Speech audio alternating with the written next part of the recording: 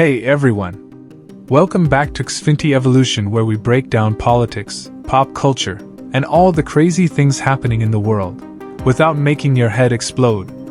Today, we're diving into one of the greatest rivalries of our time. No, it's not Batman vs. Superman, Coke vs. Pepsi, or even pineapple on pizza versus people with taste buds. I'm talking about the ultimate political showdown, Donald Trump vs. Joe Biden. Yep, it's like the political version of Celebrity Deathmatch, except no one's throwing punches, just insults, executive orders, and maybe the occasional golf club. So grab your popcorn, because this is going to be a wild ride. Let's rewind the clock a bit. Once upon a time, in a country not so far away, we had Donald Trump, the billionaire businessman and reality TV star who became the 45th President of the United States. And then there was Joe Biden, the guy who spent 8 years as Vice President under Obama and became famous for his aviator sunglasses and Uncle Joe persona. It's like the plot of a weird buddy cop movie, except instead of solving crimes, they're trying to outmaneuver each other on Twitter. Trump versus Biden all started heating up during the 2020 election, which we all remember as the year politics turned into reality TV, literally. It was like Survivor, but instead of voting someone off the island, we were all just voting to survive. Who could forget those debates? You know, the ones where it felt more like watching a WWE match than a presidential discussion. We had Trump throwing verbal body slams, Biden dodging like Muhammad Ali, and at one point, I'm pretty sure Chris Wallace was considering just joining the circus. I mean, can you blame him? He was the ringmaster of the craziest political circus we've ever seen. And then there was that famous line, Biden telling Trump to shut up, man. That wasn't just a presidential debate. That was a moment of pure, unfiltered reality. I half expected Biden to throw down his mic and walk off stage like he just won a rap battle. Now let's talk policies. Don't worry, we'll keep it fun.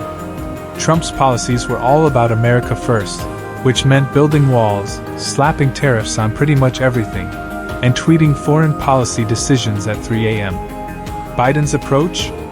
More like, America, please let's chill for a second. He's focused on rejoining the Paris Agreement, patching things up with our allies, and generally trying to calm things down. Basically, the political equivalent of giving the country a nice cup of herbal tea. But let's be real, most people weren't tuning in for the policy talk. They wanted to see who could out-insult the other in the least presidential way possible. It was like a roast battle, except instead of comedians, we had two guys who could literally blow up the world with a phone call. And speaking of blowing things up, let's talk about their social media presence. Trump was the king of Twitter until, well, you know, he got banned. It was like watching the internet's biggest soap opera unfold in real time. 1 minute he's announcing a major policy, the next he's arguing with celebrities about ratings. Biden, on the other hand, well, let's just say his tweets are more like dad jokes, sprinkled with a little bit of actual governance. Trump's social media was like a roller coaster, exciting, a bit scary, and you never knew when you were going to get thrown off. Biden's? More like the lazy river ride at a water park, steady, relaxing, and just a little bit boring. But hey, after 4 years of roller coasters, maybe that's exactly what some people wanted. And of course, we can't talk about Trump versus Biden without mentioning the media. It's like watching two completely different movies depending on which channel you tune into.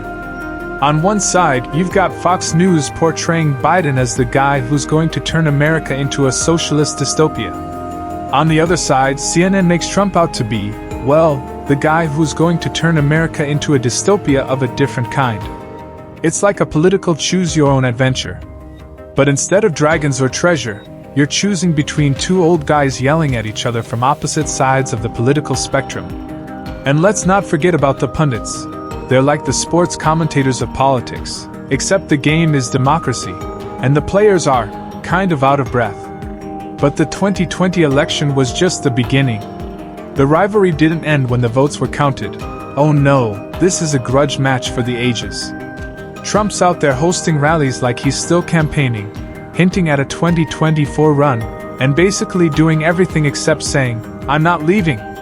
Meanwhile, Biden's in the White House trying to do, presidential things, while occasionally reminding everyone that he's the one actually in charge now. It's like the political version of The Odd Couple, except instead of a neat freak and a slob, we've got a tweet freak and a guy who just wants to enjoy his ice cream in peace.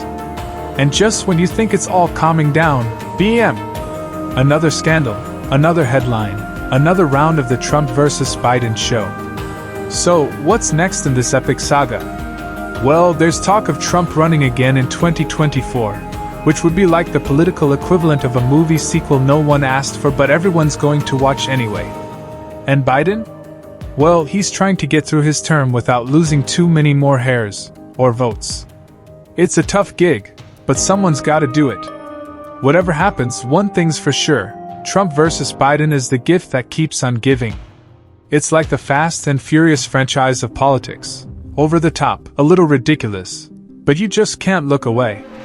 So buckle up, because the next few years are going to be one heck of a ride. Thanks for tuning in to Xfinity Evolution for this deep dive into the wild world of Trump versus Biden. If you had a good laugh, hit that like button, and if you're new here, don't forget to subscribe. And hey, drop a comment below. Are you Team Trump, Team Biden, or just Team Can We All Just Get Along? Either way, I want to hear your thoughts. Alright, folks, that's all for today. Keep it light, keep it fun, and remember, no matter what side you're on, we're all in this together, unfortunately. See you next time.